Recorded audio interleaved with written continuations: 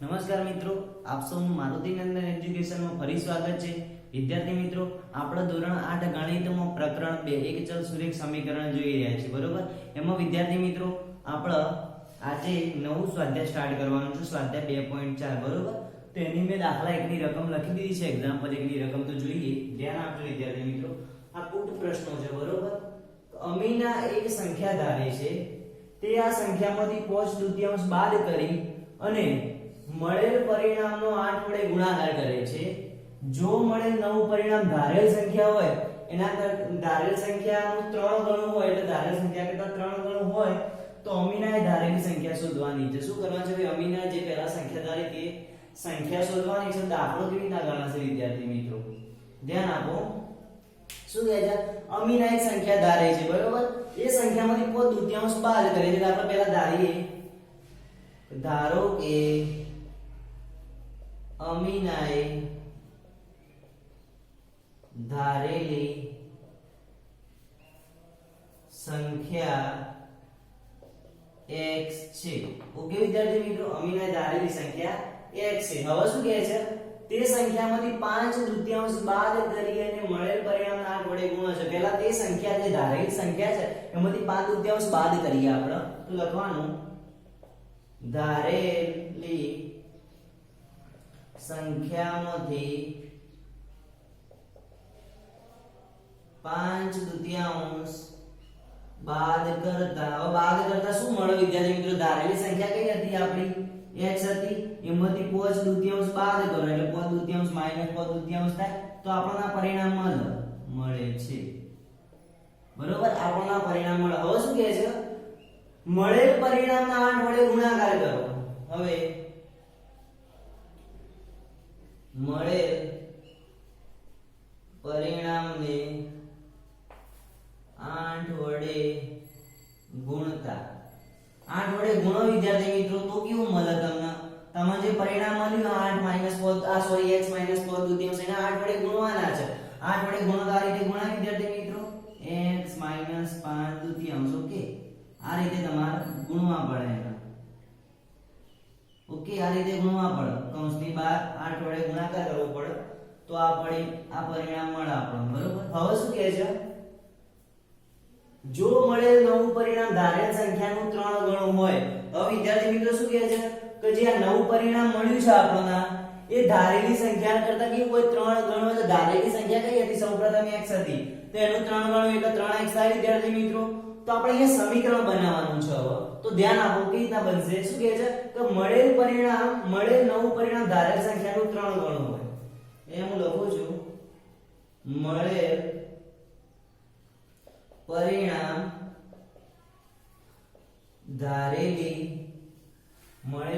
ધારેલ સંખ્યાનું 3 ગણું હોય. 3 ગણું હોય એટલે કે કેટલું થાય વિદ્યાર્થી મિત્રો? 3x થાય.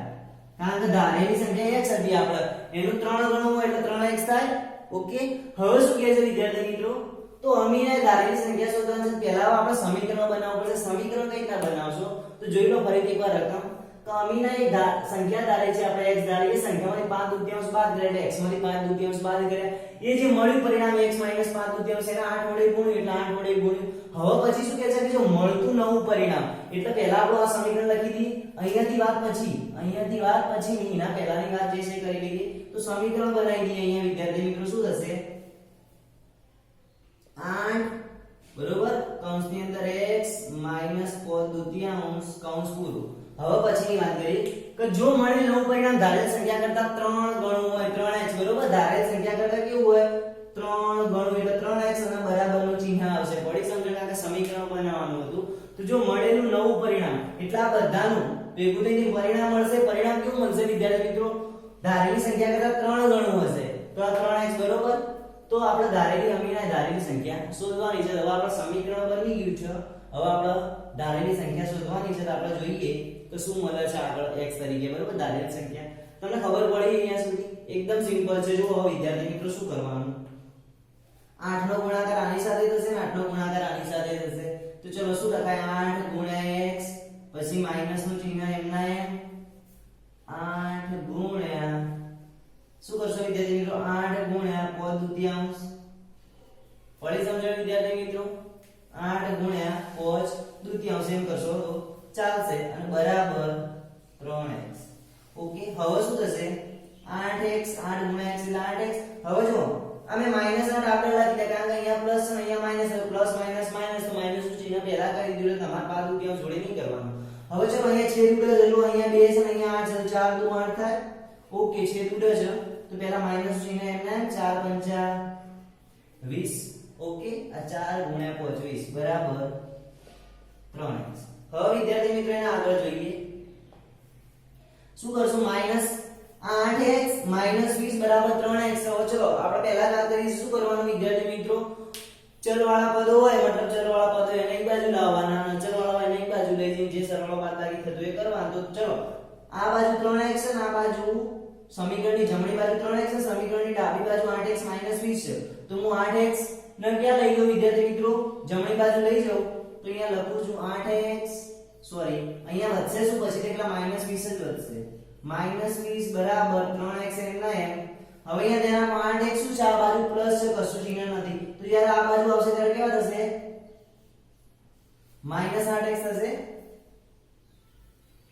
હવે દાખલો હું અહીંયા ગણું છું વિદ્યાર્થી મિત્રો ધ્યાન આપજો એના કરતા અહીંયા જ ગણીએ ઓકે તો તમને બધું સમજો ચલો હવે શું કરશો -20 એમના એમ રહેશે ચલો 3x 8x કેટલા થાય વિદ્યાર્થી મિત્રો 3x 8x કેટલા થાય તો અહીંયા પ્લસ નું ચિહ્ન છે અહીંયા માઈનસ અહીંયા કશું નથી પ્લસ નું ચિહ્ન પ્લસ અને માઈનસ ચિહ્નો અલગ અલગ તો શું થાય બાદબાકી થાય 8 માંથી 3 ને બાદ કરો તો કેટલા વધે 8 માંથી 3 બાદ કરો તો 5 વધે 5x વધે બરોબર 8 માંથી 3 બાદ કરો તો 5 વધે પણ કેવા માઈનસ કારણ કે 8 આગળ ઋણ નું ચિહ્ન છે તો -5 વધે ઓકે વિદ્યાર્થી મિત્રો હવે શું કરશો આ બાજુ -20 બરાબર -5x તો જો -20 એમના એમ ધ્યાન આપો -20 એમના એમ બરાબર હવે જ્યારે -5x છે તો -5x ના ગુણાકારમાં છે જ્યારે આ બાજુ આવે ત્યારે શેમાં આવે ભાગાકારમાં આવે તો -5 એમના એમ અહીંયા x બરાબર હવે વિદ્યાર્થી મિત્રો શું થશે પહેલા તો માઈનસ માઈનસ કેન્સલ થઈ જશે અને આ 5 ચોક 20 બરોબર ધ્યાન આપો 5 ચોક 20 તો શું થશે વિદ્યાર્થી મિત્રો આપણો 4 બરાબર x મળશે એટલે કે x બરાબર 4 લખી શકાય તો અહીંયા તમે શું લખો અમીનાએ ધારેલી સંખ્યા 4 મળે છે ઓકે વિદ્યાર્થી મિત્રો ધ્યાન આપો આપણે આ સમીકરણ જે જોયું હતું આ સમીકરણ પછીની ક્રિયાઓ કરી બરોબર જે થતી હતી તો આપણો જવાબ કેટલો મળે છે x બરાબર 4 તો વિદ્યાર્થી મિત્રો જુઓ આ દાખલો એકદમ સિમ્પલ છે ફરી એકવાર સમજાવી દઉં તમને શું કે અમીના એક સંખ્યા ધારે છે તે સંખ્યામાંથી 5/2 બાદ કરો તો સંખ્યા કઈ ધારી x ધારી લીધી x માંથી 5/2 બાદ કર્યા હવે મળેલ પરિણામને 8 વડે ગુણ્યું તો જે મળેલ પરિણામ હતું x - 5/2 એને 8 વડે ગુણ્યું બરોબર એટલે 8 વડે ગુણ્યું છે હવે પછી શું કહે છે તો જો મળેલ પરિણામે ધારેલ સંખ્યા કરતા 3 ગણો તો ધારેલ સંખ્યા કઈ હતી આપણે પહેલા જ સદી કેવી એટલી 3 ગણી હશે એટલે મળેલ પરિણામ આ જે પરિણામ છે મળેલ પરિણામ એ શું કહે છે મળેલ નવું પરિણામ એ ધારેલ સંખ્યા કરતા 3 ગણો ધારેલ સંખ્યા છે તેના કરતા કેવું હોય 3 ગણો એટલે બરાબરની પેલી બાજુ આવશે સમીકરણનો અને પછી આપણે શું કરીએ ગુણાકાર કર્યો છે સમીકરણનો ઉકેલ મેળવ્યો છે બરોબર તો જોઈ લો એકવાર એકદમ સિમ્પલ દાખલો છે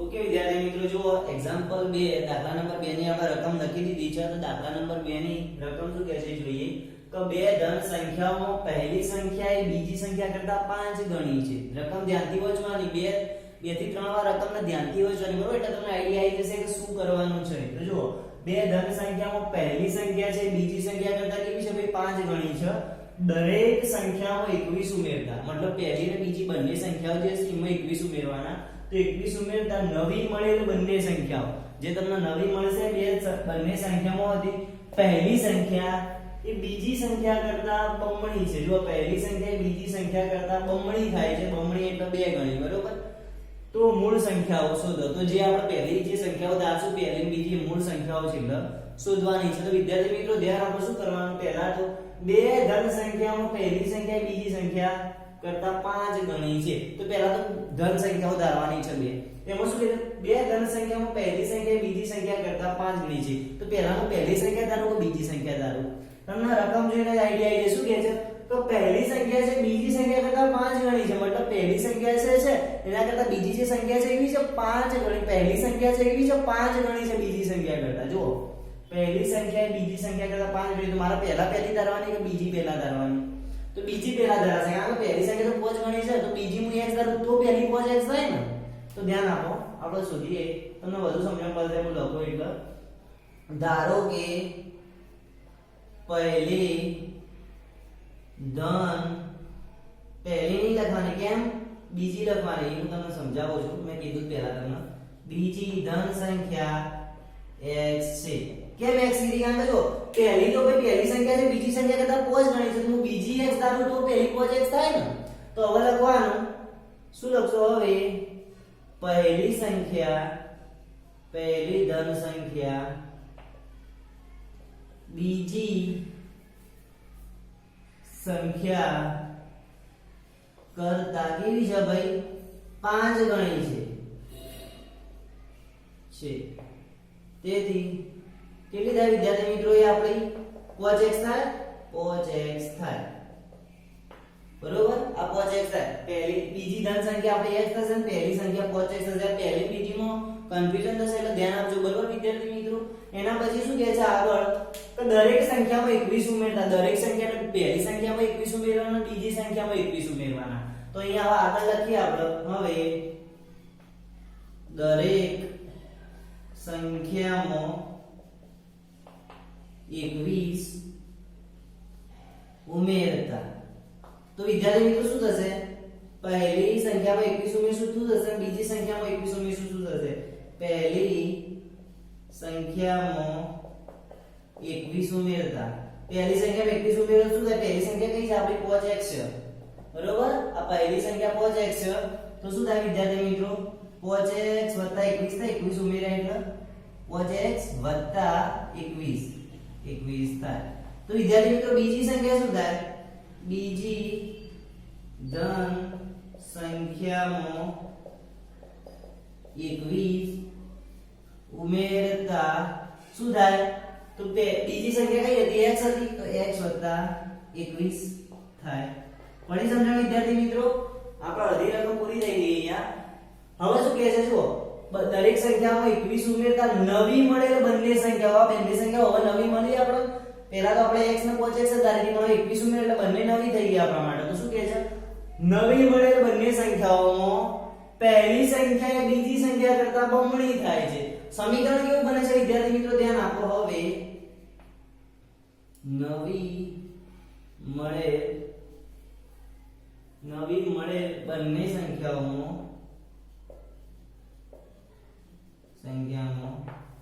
પહેલી સંખ્યા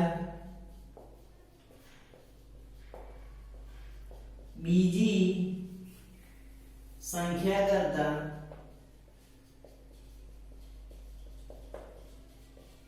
બમણી થાય છે. હવે બમણી થાય છે તો હવે સમીકરણ બનાવવાનો સમય આવી ગયો છે વિદ્યાર્થી મિત્રો આપણો આ કુટ પ્રશ્નનું. તો ધ્યાન આપો. શું કહે છે? કે જે નવી મળેલા બે સંખ્યામાં બંને સંખ્યામાં પહેલી સંખ્યા બીજી સંખ્યા કરતા બમણી થાય છે. હું લખું છું અહીંયા ધ્યાન આપો. પહેલી સંખ્યા લખું બરાબર બીજી સંખ્યા લખો. હવે એ શું કહે છે? જુઓ ધ્યાન આપો. કે નવી મળે બંને સંખ્યામાં પહેલી સંખ્યા એ બીજી સંખ્યા કરતા બમણી છે. મતલબ બમણી યાદ આવે છે. પણ સમીકરણ સંતુલિત કરવા માટે શું કરવું પડશે વિદ્યાર્થી મિત્રો? અહીંયા તો ઓલરેડી 5x વડે ગુણાઈ ગઈ છે પહેલી સંખ્યા. જુઓ હું લખું અહીંયા પહેલી સંખ્યા તમારી કઈ છે? 5x 21 છે. ઓકે વિદ્યાર્થી મિત્રો? પણ શું કહે છે? બીજી સંખ્યા આપણી x 21 છે. હવે શું કહે છે? કે પહેલી સંખ્યા છે બીજી સંખ્યા કરતા બમણી છે. તો બે અહીંયા ગુણાશે. કેમ વિદ્યાર્થી મિત્રો? કારણ કે અહીંયા ઓલરેડી 5 વડે પહેલા ગુણાઈ ગયેલી છે. તો સમીકરણ સંતુલિત કરવા માટે બે વડે આ બાજુ ગુણવી પડશે. તો વિદ્યાર્થી મિત્રો આ રીતે થશે.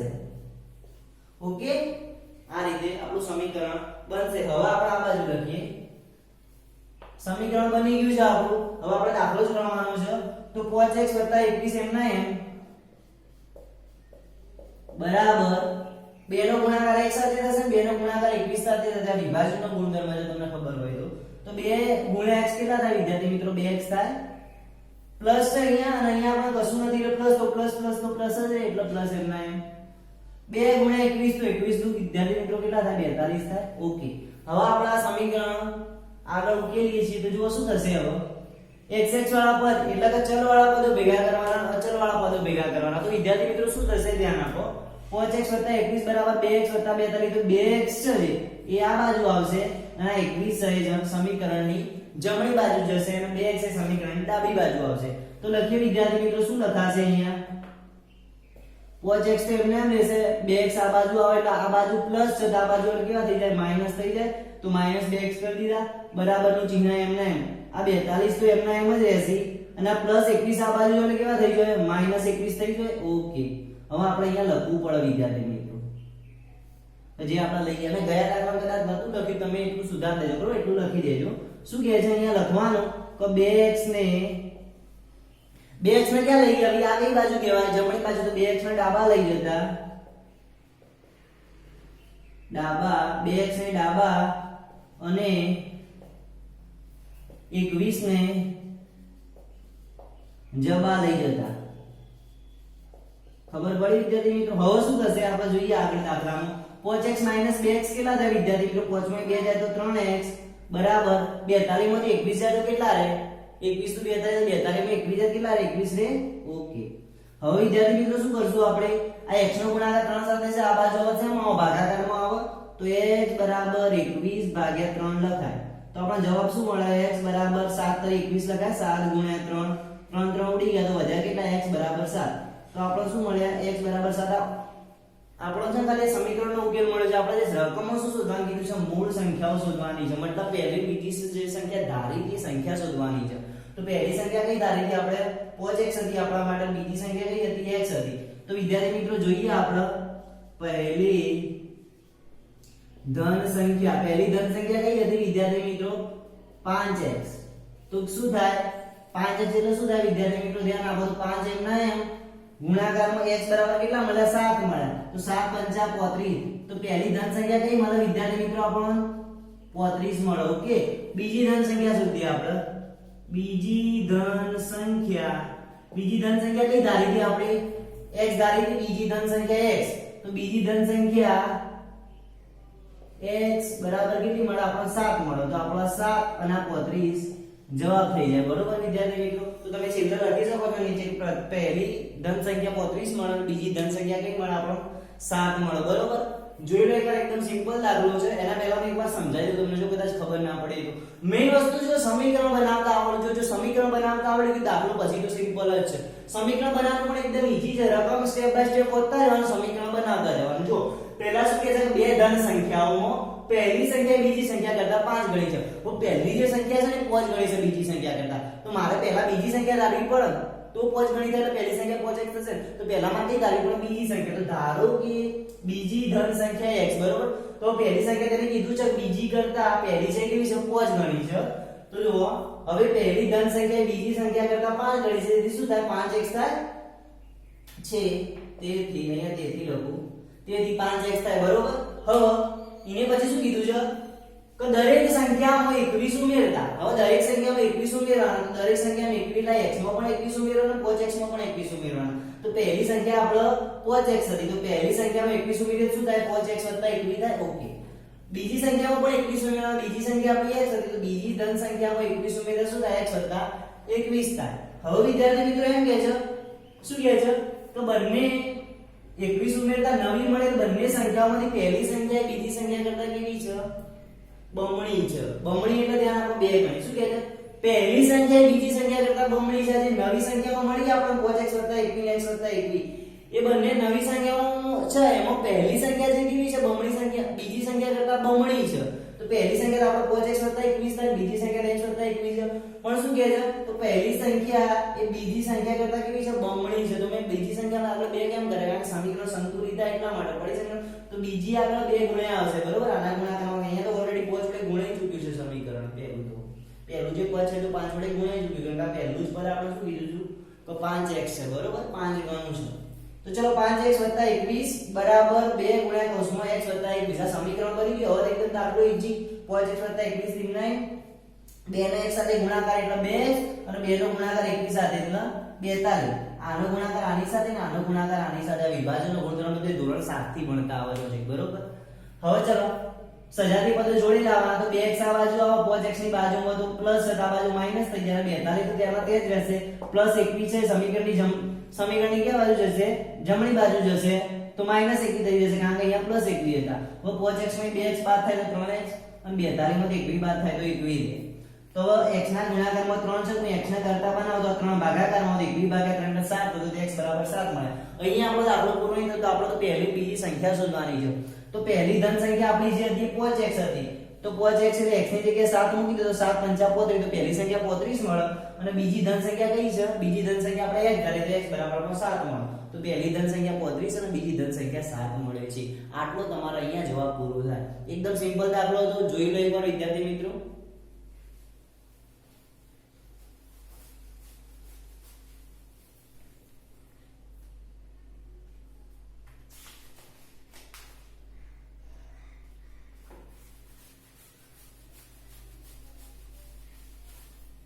ઓકે વિદ્યાર્થી મિત્રો, હવે આપણે આજે આટલા સુધી રાખીએ છીએ બરોબર. સ્વાધ્યાય 2.4 ના પહેલો અને બીજો દાખલો ગણ્યો. આશા રાખું છું તમને ખબર પડી જ છે. છતાં પણ જો કંઈ ખબર ના પડે તો તમે મને ફોન કરી અથવા મેસેજ દ્વારા પૂછી શકો છો. Thank you.